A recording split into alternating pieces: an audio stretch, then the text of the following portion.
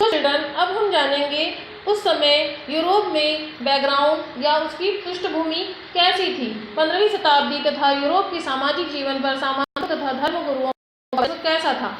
इसकी तुलना में राज्य सत्ता निर्बल थी। इनके शोषण और दमन से साधारण जनता त्रस्त थी। ईसाइयों के सबसे बड़े धर्म गुरु पोप को ईश्वर का प्रतिनिधि माना जाता था, इसलिए ईश्वर और परलोक से जुड़ी बातों पर ज़्यादा महत्व दिया जाता था। अब मानव के वर्तमान जीवन के दुख दर्दों पर ज़्यादा ध्यान दिया जाने लगा। इस समय के प्रबुद्ध विचारक समाज में प्रचलित पारंपरिक विचारों तर्क के आधार पर समीक्षा करने लगे और लोगों को बुद्धिनिष्ठा का महत्व समझाने लगे। लोगों को यह शिक्षा देने लगे कि विश्व को अपनी खुली आंखों से देखो और जो बुद्धि को स्वीकार हो उसे ही मानो। बुद्धिनिष्ठा का अर्थ क्या है?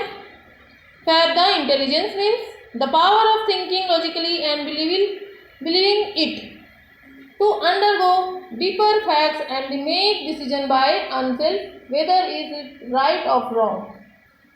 हम मनुष्य की सोचने और तर्क करने की शक्ति पर विश्वास करें, तथ्यों की तह तक जाएं और स्वयं निर्णय लें कि क्या उचित है और क्या नहीं।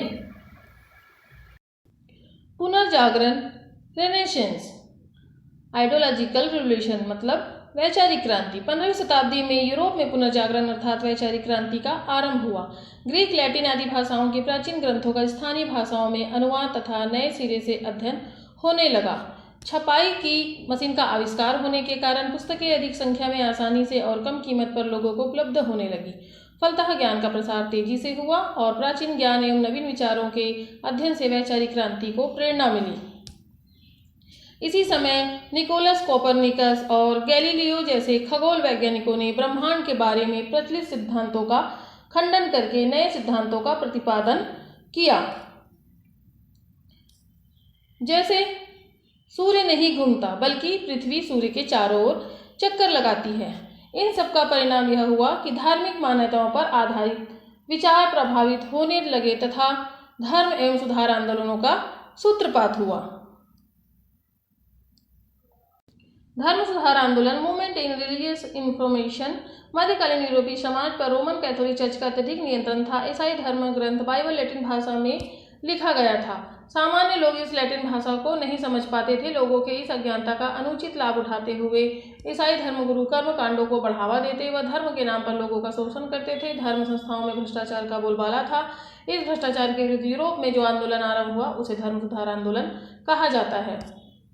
मार्टिन लूथर नामक जर्मन धर्मगुरु ने धार्मिक संस्थाओं के दुराचारों की निंदा करते हुए एक खुला वक्तव्य जारी किया, जिसमें उसने जनता से कहा, आप लोगों को धर्मगुरुओं के कथन को ही धर्म न मानकर स्वयं बाइबल पढ़ना चाहिए और धर्म के तत्वों को समझना चाहिए। उसने ईसाई धर्मगुरु के प्रमुख पोप की निरंकुश सत्ता को चुनौती दी और धर्म व्यवस्था में प्रचलित दोषों को विरोध किया। इसलिए उसके अनुयायियों को प्रोटेस्टेंट कहा जाने लगा।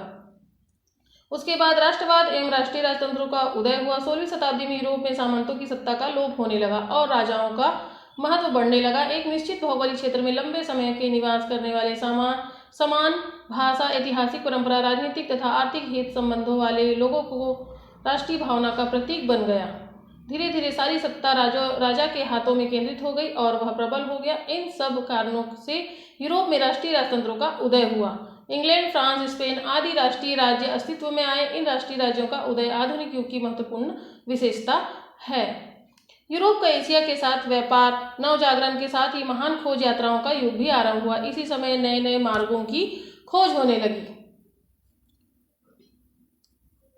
भारत की खोज में निकले इटली के नाविक कोलंबस ने ध्रुव तारे की स्थिति से दिशाओं का ज्ञान करते हुए यूरोप से अमेरिका पहुंचने वाले समुद्री मार्ग की खोज की तथा पुर्तगाली नाविक वास्को डी गामा अपनी लंबी जल यात्रा के दौरान अफ्रीका के दक्षिणी छोर से होते हुए 20 मई सन 1498 ईस्वी को भारत के पश्चिमी समुद्र तट पर कालीकट बंदरगाह तक पहुंच गए, जिसमें से क्रिस्टोफर कोलंबस जो कि है सन 1492, इन्होंने अपनी यात्रा पहले शुरू की थी।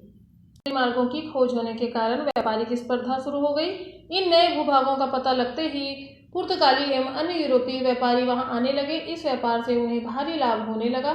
16वीं शताब्दी में इंग्लैंड, फ्रांस तथा हॉलैंड भी इस स्पर्धा में उतर पड़े। उन्होंने भी अपनी सामुद्रिक शक्ति बढ़ाई और अपने नाविकों को लंबे समुद्री अभियानों पर जाने के लिए प्रोत्साहित किया। फलस्वरूप यूरोपीय राष्ट्रों के बीच व्यापारिक स्पर्धा शुरू हो गई। व्यापारिक वृद्धि के साथ साथ यूरोप के व्यापारी वर्ग के पास अपार धन एकत्र होने लगा। अब व्यापारिक कंपनी की स्थापना हुई और यूरोप में व्यापार वृद्धि के परिणाम भी हुए। जैसे यूरोप के व्यापार में तीव्र वृद्धि के परिणाम स्वरूप वहाँ के सामाजिक, आर्थिक और राजनीतिक जीवन में भी अनेक परिवर्तन हुए। सो बच्चों, आज हमने जाना कि आधुनिक यूरोप का उदय किस प्रकार हुआ था। तो आप अपने घरों में इस वीडियो के जरिए रिवाइज कीजिए और तब तक के लिए स्टे होम, स्टे सेफ।